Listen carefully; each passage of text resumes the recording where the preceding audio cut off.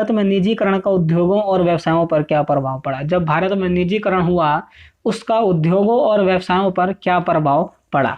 सबसे पहला है प्रतिस्पर्धा में वृद्धि। सार्वजनिक क्षेत्र की व्यावसायिक इकाइयों का निजीकरण करने से प्रतिस्पर्धा में वृद्धि हुई। मतलब कि जो सार्वजनिक क्षेत्र थे पहले, उनका जब व्यवसायिक जो सार्वजनिक क्षेत्र के व्यवसाय थे उनका जब निजीकरण हुआ, निजी स्वामित्व में आ गए, तो उसके बाद क्या हुआ कि कंपटीशन में वृद्धि हो गई, कंपटीशन बढ़ गया। ठीक है, इसके लिए जैसे कि एग्जांपल देता है आपको, दूरसंचार।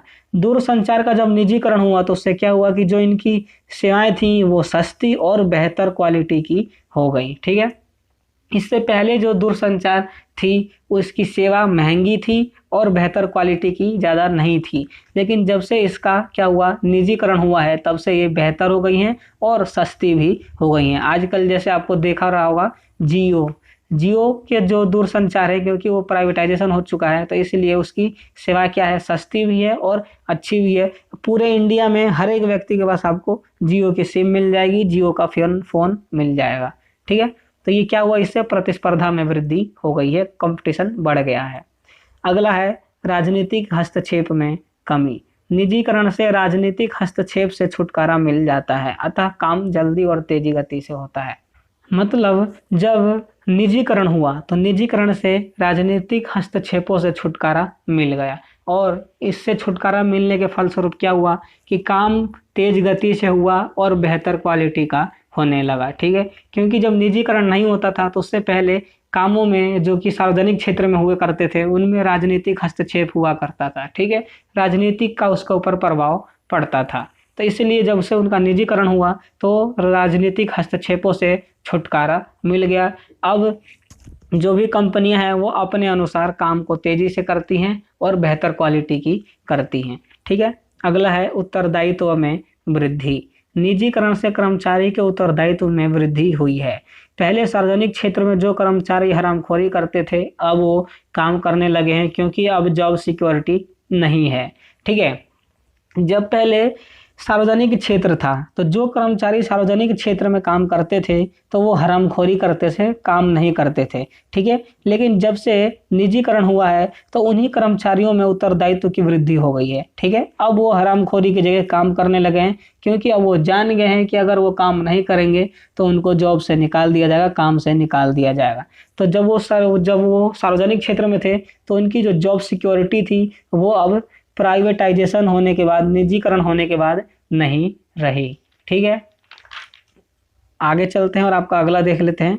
अगला है कार्यकुशलता में वृद्धि। सार्वजनिक क्षेत्र का निजीकरण होने से उनकी कार्यकुशलता में वृद्धि हुई है। ठीक है, अब सबको पता है कि बाजार में टिकना है तो कार्यकुशलता में वृद्धि करनी ही पड़ेगी। ठीक है, तो जो क्या हुआ, जब आर्थिक सुधार हुआ उसके बाद सार्वजनिक क्षेत्र का जब निजीकरण होने लगा तो उससे क्या हुआ कि कार्यकुशलता में वृद्धि हुई। ठीक है, कार्यकुशलता में वृद्धि इसलिए हुई क्योंकि जो व्यवसाय थे उनमें कंपटीशन बढ़ गया था और हर एक व्यवसाय अच्छे से अच्छे क्वालिटी का उत्पाद लेकर आ रहा था।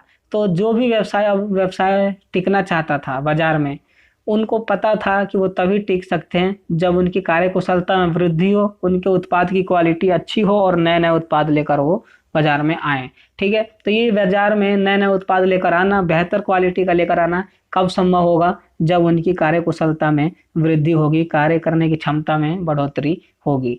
ठीक है, तो इसलिए क्या हुआ, आर्थिक सुधार 1991 के बाद जब निजीकरण हुआ तो उससे कार्यकुशलता में वृद्धि हो गई। ठीक है, अगला है प्रबंध में स्वतंत्रता। निजीकरण के पश्चात प्रबंध में स्वतंत्रता पूर्वक निर्णय ले सकते हैं, जो कि सार्वजनिक क्षेत्र में नहीं था, उन पर राजनीतिक दबाव पड़ता था। ठीक है, जो निजीकरण हुआ इसके बाद जो प्रबंध थे वो अपने आप अपनी इच्छा अनुसार स्वतंत्रता पूर्वक निर्णय ले सकते थे। ठीक है, क्योंकि जब निजीकरण नहीं होता तो इससे पहले सार्वजनिक क्षेत्र में उन पर राजनीतिक दबाव पड़ता था, उनको राजनीतिक का दबाव के अंडर में रहना पड़ता था, उनके अनुसार निर्णय लेना पड़ता था। लेकिन अब जब से निजीकरण हुआ है तो वो राजनीतिक दबाव से मुक्त हो गए हैं, स्वतंत्र हो गए हैं और अपनी इच्छा अनुसार निर्णय ले सकते हैं। ठीक है, तो ये हमने यहाँ पर निजीकरण का उद्योगों पर और व्यवसायों पर क्या क्या प्रभाव पड़ते हैं उनको यहाँ पर पढ़ लिया और समझ लिया। मैं आशा करता हूँ कि आपको यहाँ तक कोई भी कन्फ्यूजन नहीं होगा। अगर है तो उसको कमेंट करें, कमेंट करके बता सकते हैं, मैं उसका आपको रिप्लाई करूँगा। ठीक है, तो आज की वीडियो में बस इतना ही। अगर आप हमारे चैनल से जुड़े रहना चाहते हैं तो हमारे चैनल को सब्सक्राइब कर लें, बेल आइकन को प्रेस कर लें, ताकि जब भी मैं वीडियो को अपलोड किया करूं तो उसका नोटिफिकेशन आप तक पहुंच सके। और कमेंट करके बताएं कि क्या प्रॉब्लम आ रही है, जो मैं समझा रहा हूं वो समझ में आ रही है कि नहीं आ रही, ताकि मैं आपको और आगे से अच्छे से समझाने की कोशिश कर सकूं। और अपने दोस्तों के साथ शेयर जरूर करें, ताकि वो भी बिजनेस स्टडी को हिंदी में पढ़ सके। ठीक है, और अंत में एक लाइक जरूर करना, वीडियो अच्छी लगी हो, समझ में आई हो तो।